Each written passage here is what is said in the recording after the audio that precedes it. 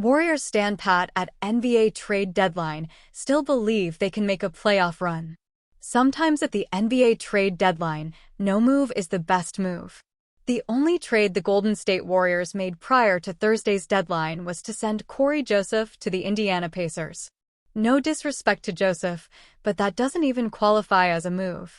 For all intents and purposes, Golden State will finish the season with its current roster before making what could be some difficult decisions this summer. Namely, what are they going to do with Klay Thompson? Thompson was at least a candidate to be traded, if not a very serious one. The more likely player to get dealt was Andrew Wiggins, but he still has 3 years and $85 million on his contract, and nobody was going to give up anything of value to tie themselves that money moving forward. Chris Paul, who's effectively on an expiring contract with no money guaranteed for next season, could have been moved. But again, for what? Paul would only represent the money in a deal. The assets going out would have been draft picks or Jonathan Kuminga. Nobody on the market warranted the forfeiture of what could be highly valuable first-round picks in 2026 and 2028. And Kuminga has officially become too good to trade for anything less than an All-NBA return, which wasn't out there. Steve Kerr largely resisted playing Kuminga and Wiggins together for most of the season, but they have looked much better as a tandem with Draymond Green back alongside them. Thompson bounced back with a solid outing on Wednesday after being yanked from the closing lineup the game before. The consistency with this team isn't there anymore. The margin for error is completely gone. But the most optimistic upside remains if Wiggins, who had one of his best games of the season in Golden State's win over Philadelphia on Wednesday, rediscovers some semblance of his 2022 form and Thompson gets hot, which can still happen on any given night. He's still shooting 38% on almost 9 three-pointers per game.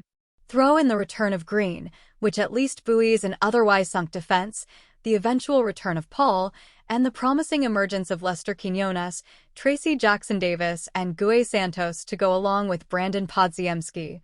And Golden State still believes it can make a run. I feel like this group can do something special. I really do, Steve Kerr said on Wednesday. So if we don't do anything tomorrow at the trade deadline, we feel like we have a good group we can push with. Thompson agrees. I see Steph Curry. I see Draymond. I go home and check our playoff record as a trio. I believe, Thompson said on Wednesday. I will always believe we can make a run when we're all suited up. They've got an uphill climb, that's for sure. Entering play on Thursday, the Warriors are 23-25 and 1 game back in the loss column of the number 10 Jazz. With a relatively easy schedule over the final 34 games, Golden State is probably looking at no better than a play-in spot, if the team can even secure that. If the Warriors get in, nobody will want to play them, especially in a one-game scenario. Stephen Curry remains a terrifying threat. Kuminga's best years are still down the road, but after hitting the 20-point mark just 3 times over the first 3 months of the season, he has now done so in 9 of his last 11 games. Over that span, Kuminga is averaging 24 points per game on 59% shooting. Kuminga and Wiggins are the guys who have to attack the basket. When they're getting downhill and into the paint, attacking closeouts and bodying/posting switch mismatches, things can unlock for an otherwise grounded Warriors team. That's the most optimistic Warriors outlook. Kuminga and Wiggins attack. Klay gets hot at the right time. The depth wins on the margins. Draymond energizes the defense and Curry gets loose. Given the trade options that were out there, or lack thereof, standing pat was their best play. They're not going to compete for the title unless something absolutely bizarre happens over the next few months, but they remain a threat to anyone in any given series.